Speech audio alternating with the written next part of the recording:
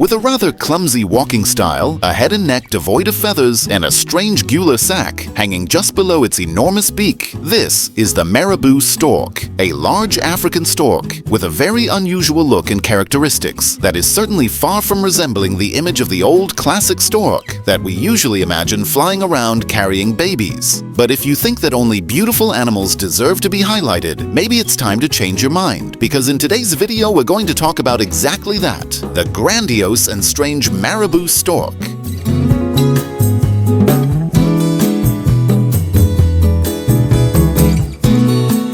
Widely distributed across the African continent and found mainly in regions south of the Sahara, the marabou stork is a bird with an unmistakable appearance marked by traits that may seem strange at first glance, but which perform essential functions for its survival. To begin with, when on land, the marabou stork can appear clumsy, moving with a slightly stooped posture, a serious expression, and slow movements. Its body is covered in contrasting plumage, with black feathers on the wings and back, while the ventral region is white, creating a pattern that stands out both on the ground and in flight. That's right, you didn't hear me wrong. Despite its ungainly appearance and its large size, which makes many people imagine that it is incapable of flying, like other large birds such as the ostrich and the cassowary, the marabou stork is capable of covering great distances in flight, and best of all, without expending much energy. This is because it has a method of flight very similar to that of vultures and eagles, and when it decides to move through the air, it usually climbs to high altitudes and then glides for several kilometers while looking for food, which is an extremely advantageous type of flight, as it avoids having to expend energy by flapping its wings frequently, something that would be exhausting for a bird of its size. For this reason, when it takes off, the marabou stork needs an open space and considerable thrust, and for this, it uses its long legs to help it in the takeoff process. Once in flight, it keeps its neck retracted in a curved position, similar to that of herons, while its legs are stretched back, which is a positioning to improve its aerodynamics, making flight more efficient. The marabou stork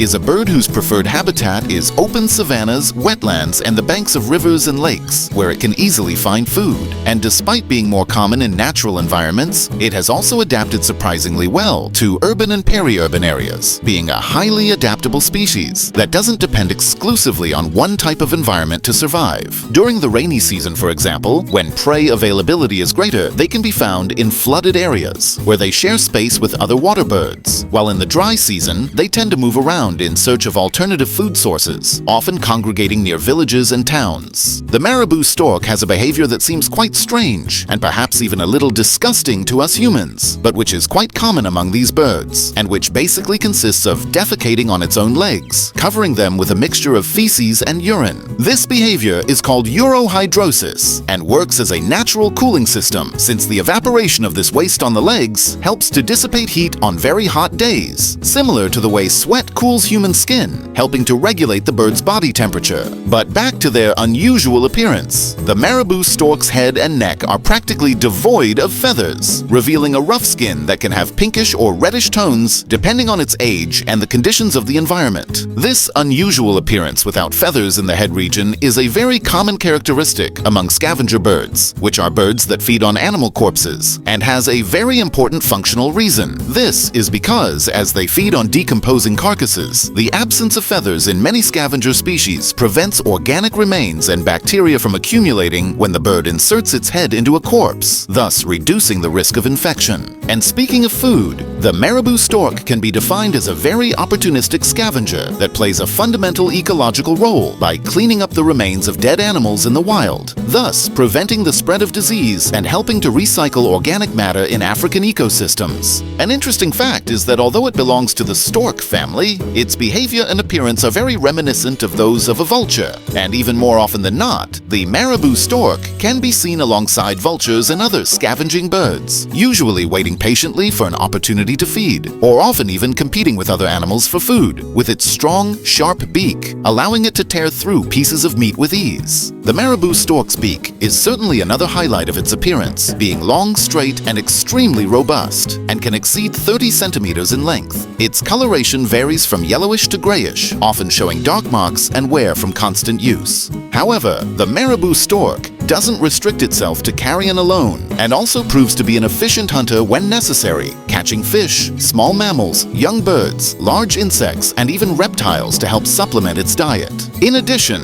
another notable aspect of the marabou stork's feeding behavior is its interaction with human activities, given that in urban areas it has become a regular visitor to landfills, where it feeds on discarded scraps, including meat, bones, and even various organic wastes. And although it is often seen alone, the marabou stork also forms groups, especially when there is an abundance of food or during the breeding season when it tends to form flocks of many individuals. The marabou stork has a reproductive cycle that follows a seasonal pattern, usually coinciding with the dry season, when conditions are more favorable for raising young. During this period, the individuals gather in nesting colonies, which can vary in size from small groups to large concentrations containing hundreds of couples, and these colonies are often established in tall trees, cliffs, or even artificial structures that can offer security against predators. The courtship process between these birds involves striking visual displays, with the males inflating their gular sac and shaking it to demonstrate vigor and attractiveness. The marabou stork's gular sac is an inflatable structure that hangs below the beak, which is another of its notable features, and further contributes to its unusual appearance, reaching an impressive size and varying from a pinkish hue to an intense red. And although it is not directly linked to the bird's breathing or feeding, this gular sac plays a crucial role in communication and display during social and reproductive interactions, since when inflated, this gular sac transmits visual signals to other individuals of the species, helping to establish hierarchies and attract partners through gestures and body movements, which is something very important, since the marabou stork, unlike many birds, emits very few sounds. With this, the females evaluate the suitors, and once they have chosen a partner, they both start building the nest. The nest is a large rudimentary structure made of twigs, dry leaves, and other materials available in the environment, and the couple works together to build it, creating a sturdy platform where the eggs will be laid. The female usually lays between 2 and 3 eggs, which are incubated for around 30 days by both the male and the female, who take turns incubating them, ensuring that the eggs are kept warm and protected. The chicks, on the other hand, are born completely dependent on their parents, without feathers and with their eyes closed, and for the first few days of their lives, they are fed regurgitation from the adults, receiving a diet rich in essential nutrients for their rapid growth. In addition, a very interesting curiosity related to this feeding of the chicks is that during the breeding season, the adults generally reduce their consumption of carrion and start catching mainly small live prey, as the chicks need this type of food to survive.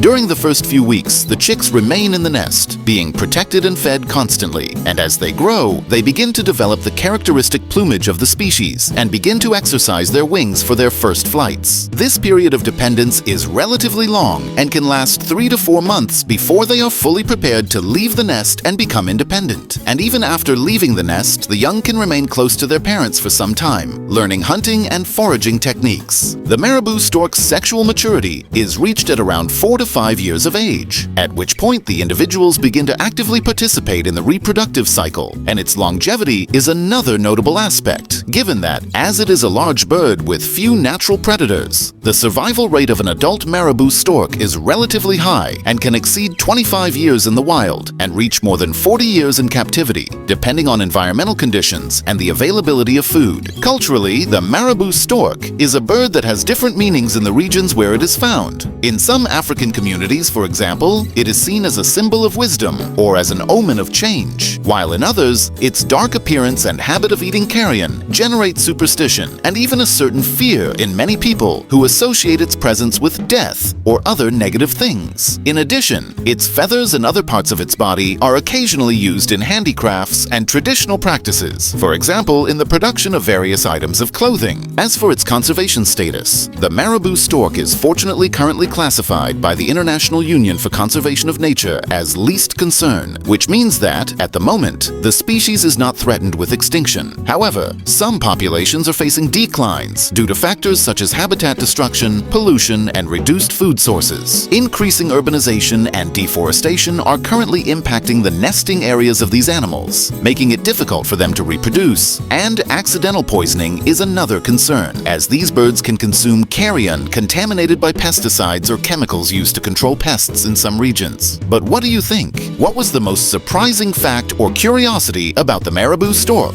Let us know in the comments what the next animal to be featured in a special video here should be. And if you liked the video, subscribe to the channel to stay up to date with all our upcoming content. Well, that's all for today. Thanks for watching and see you next time.